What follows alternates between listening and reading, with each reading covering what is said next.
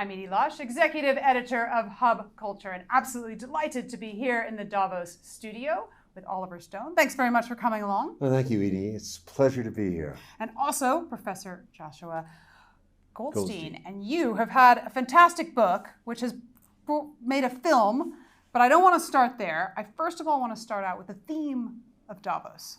So, collaboration in a fragmented world. When I say those words, what does it mean?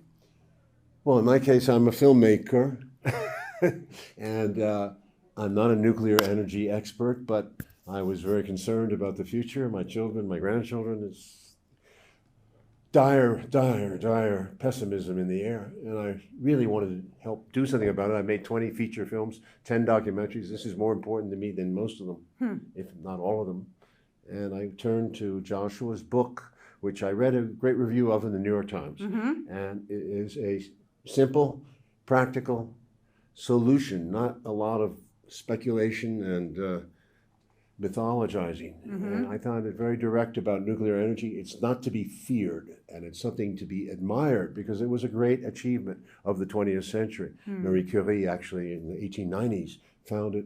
It's a wonderful boon to mankind. Prometheus gave us his gift, and we've ruined it with, he'll explain how, but basically the environmental movement made a lot of great contributions to society, but in this one fundamental thing, they really screwed up and put us on a detour.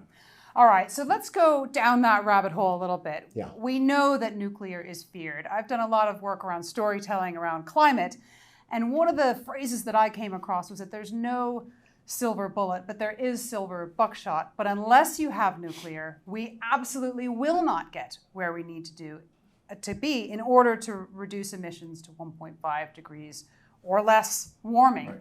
So tell me a little bit of your perspective. So practically impossible to solve it without nuclear power. And yet it's not really on the agenda because people are so afraid of it. So we're here in Davos to try to kind of get it on the agenda. And in terms of the fragmented world, one of the great things about nuclear power politically is that it does tend to cut across political divides. And so, Russia, China, the United States, all interested in nuclear power, even though divided on many other issues. Within the United States, the Republicans and the Democrats agree on nuclear power, even though completely gridlocked on many other things. So if you've got a big challenge like climate change, really big challenge, and you've got something that people can agree on that will move it forward, that's where we should be pushing. Right, and not take the most divisive things, you know what they are. But we need momentum. But we need to get it on the agenda, and that means getting past the fear, and that's why Oliver's making In other words, this a minority film. has blocked it. That's the truth. The majority Talk of about Americans, 60% of Americans approve of nuclear energy. So what's happened? So what has happened? Tell me about the fear and how we combat it. Well, I love Jane Fonda. You look like her a bit, but her and Ralph Nader and a lot of people, free nukes concerts, all that back in the 70s and the 80s, killed off the thing. So did Chernobyl, which was the one major accident. Not Fukushima. Nobody died at Fukushima. Yep. It was contained. Radiation at Chernobyl did get out, and there was a lousy HBO series made about it that completely exaggerated the effects. And we go into that in our film, Nuclear. We go to Chernobyl, we interview the scientists, but there's no reason, radioactivity, nuclear waste, these two fundamental fears are essentially creations of an environmental group that is scared of it, and they how do you say, exaggerate the fears. I think you should talk about that. Talk about that. Film with a quote from Madame Curie that says, "There's nothing in life to fear, just to understand." And we found, she was a women scientist. We're finding it with this film that when people understand the topic, then they stop being afraid of it. And so, there's a lot of ignorance, a lot of fear, a lot of misinformation that's been promulgated. And we're trying to cut through that. Now, Hollywood's been a big part of the misinformation. Enemy to nuclear. Unfortunately, if you think of all the Hollywood films from Godzilla on forward to 3 Mile Island on Netflix, China Syndrome. and China, Silkwood, yeah, all of them. and others. And Okay. then how many pro-nuclear Hollywood films are there? It's hard to think of any. So here's one. Here's No, one. no, yeah, but Give it's a us documentary. give us some facts in terms of how you mentioned that there was only been one real catastrophe, which was Chernobyl.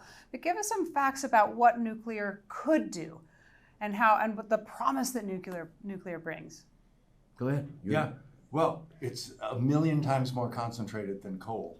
And that's the beauty of it. It's also why people are afraid of it, because it's just so powerful.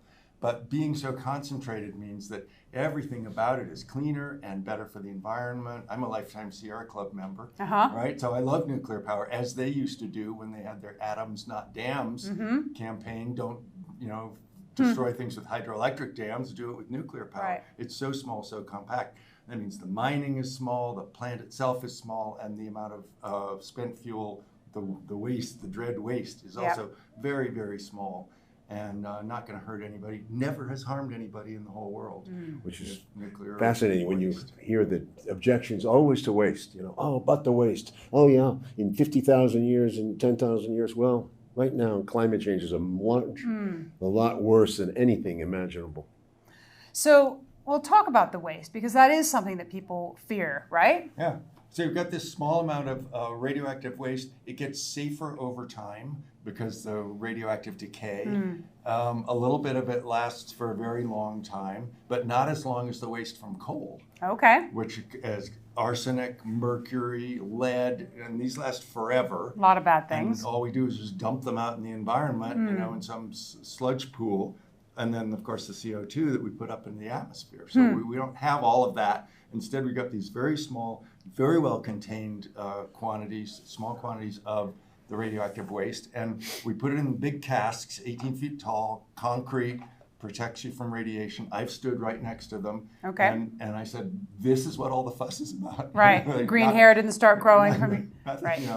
And so it's a manufactured fear. And it is pushed because people have the idea of contamination. They think it's like a virus. If it gets out, it'll spread and destroy the world. And it's completely They thought not. the same thing about marijuana, and now apparently things are lightening up, right? So Get out and most of destroy these the world. things changed with time.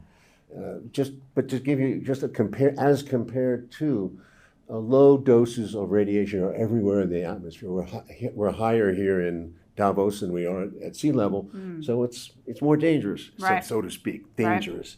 But we're here. We live with low level radioactivity. We have lived with it for millions of years.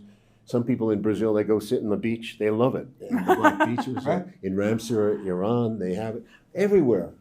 You go to the dentist, you get a healthy dose of it, but you're okay. And walk around with it. If you go around the world to different places, and it's double the normal background here in Davos, and then other places in the world as much as 100 times the average background. And yet you look at all those places, there's no differences in health effects. There's no differences in cancer rates.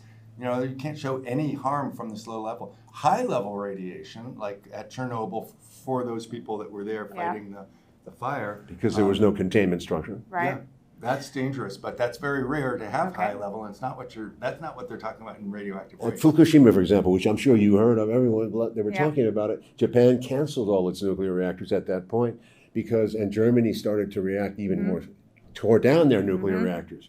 But at Fukushima, the result was 0 dead, 20,000 dead from the tsunami, or 18,000 dead from the tsunami, and others from the mismanagement, evacuating hospitals. They tested the population, the Japanese population. We showed it in the film. Low radioactivity, no deaths. Interesting. Talk about the power of positive storytelling. So I've learned in my career that actually when you tell a positive story, you get many more people on your side than you do when you try to scare them with doom and gloom. I'm not sure about that because the scary movies worked. People love horror movies; they still do. Okay. They like to that's going to happen to me. But you haven't taken that approach with this film, have you? No, but we showed the fear. We made it graphic, but No, it's a very positive film, very positive. The power that was discovered in the last century and that was started to be developed in the 50s and 60s and the early 70s, had we stayed on that path till today, we would have a nuclear-powered world that would be completely decarbonized. We literally wouldn't have the climate crisis that we have now. So it's a terrible tragedy that we got off that path because of fear. And now if we get off the fear and back onto the path, we have a route forward. And it raises a very key question, because the oil companies put money into the early environmental movement, maybe the late one too, but they have been allies with the environmental group.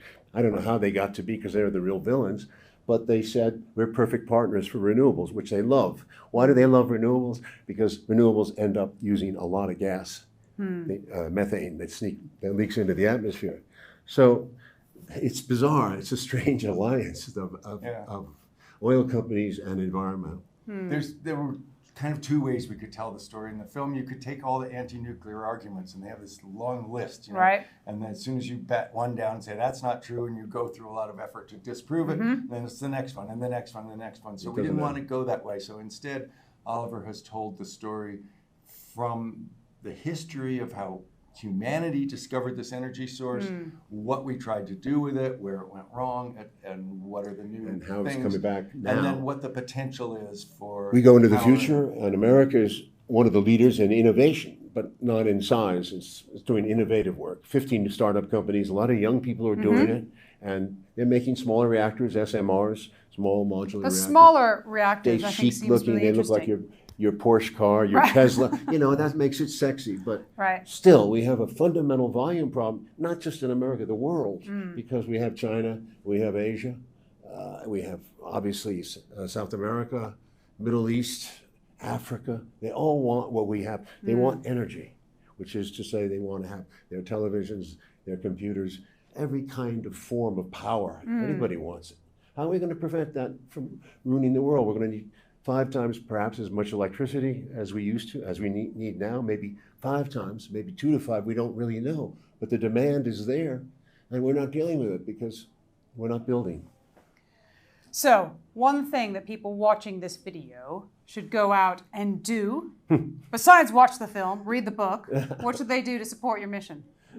Talk to their politicians to Okay. take off these crazy regulations that consider the tiniest amount of radiation to be dangerous and therefore drive up the costs. And we have the internal memos from the environmental groups in the 70s. This was exactly their plan, was we'll stress these safety issues in order to drive up the cost through a lot of regulation. And it's we could go into the detail, but it's insane the amount of regulation and how it does drive up the cost. Interesting. So if we could take away the regulation and let the innovators, the industrialists, the industry do their thing and build this wonderful energy source, but we got to get the politicians out to get out of the way of that.